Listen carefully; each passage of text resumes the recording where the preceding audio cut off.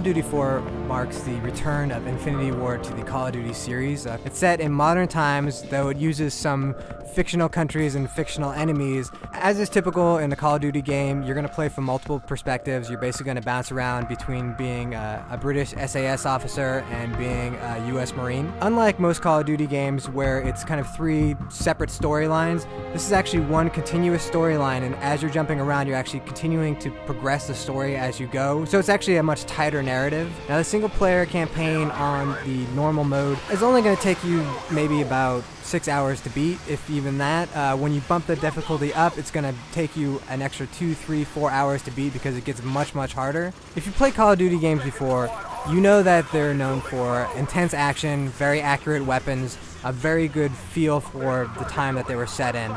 That's the same case now, even though it's in modern combat. All the weapons feel really accurate, and what's really important is that all of the squad AI has been upgraded. So there's no squad command that's not set up like Rainbow Six or, you know, Brothers in Arms, where you have to tell your squad where to go. And you don't need it because the squad AI is so good that they fight as realistic as you can imagine. In fact, they save your lives a lot of times. There'll be grenades that'll be thrown at your feet, and you'll see your squad mate grab it, pick it up, and throw it back at the enemy.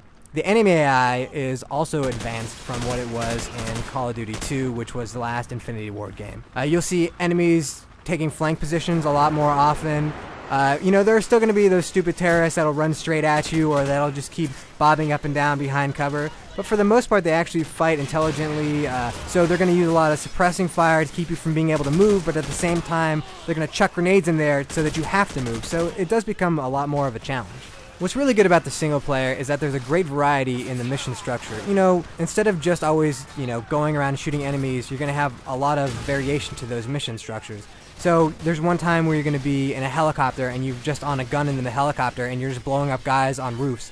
There's one mission where you're actually in this really advanced gunship that the military actually uses, where all you see is just, you're looking down at a screen, you see little white dots that are people, and you're just blowing them up with different caliber guns, and you see these huge explosions, and you actually see the little guys flying left and right, and it's very eerie because you'll hear your co-pilot just saying things like, boom, blew that one up. Oopsie daisy. And also there's a sniper mission where you actually get to go hardcore sniper, where you actually see the effect of the wind on the bullet because you're doing a long-range sniper shot.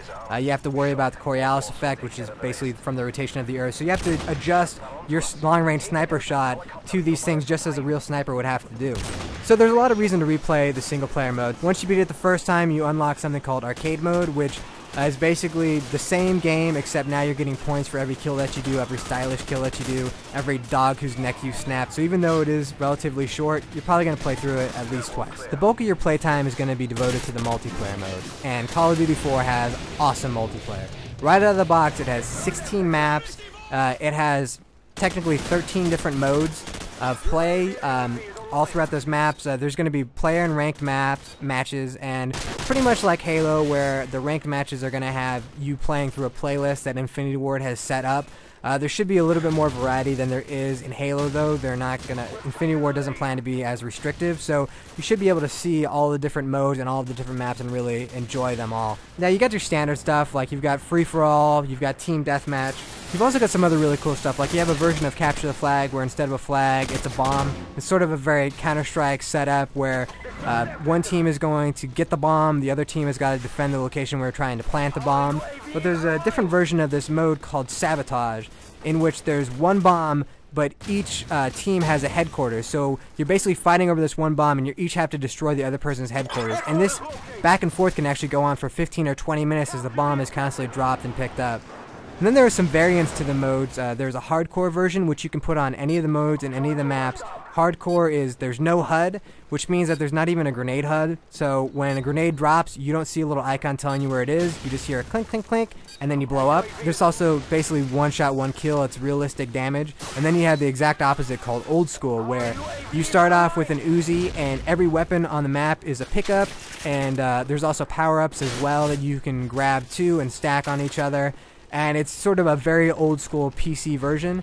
And the weirdest thing is you can actually click on both options so that you can have something called Old Core, which is old school rules where everything is a pickup, but with hardcore reality physics added to it so that it's still one hit, one kill, no HUD, which kind of creates a third variant, which is really interesting. Now, along with all those modes, there's a really deep RPG system, persistent ranking system that you're going to be using throughout your experience with Call of Duty 4. You're going to be gaining experience for doing kills, for winning matches, and all that stuff will power you up.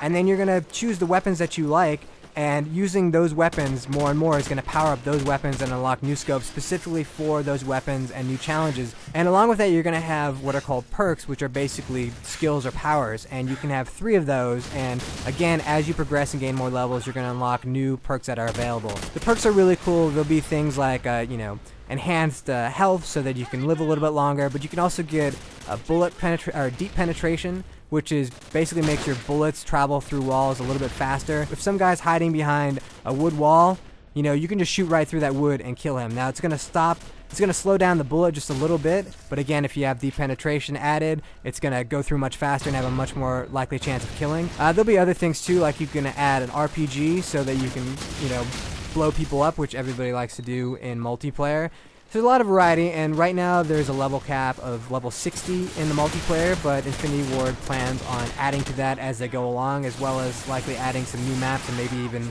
some new modes. We're just going to see how things go. So for certain, anybody who's a fan of shooters, anybody who's a fan of military shooters, absolutely go out there and get Call of Duty 4. You will not be disappointed.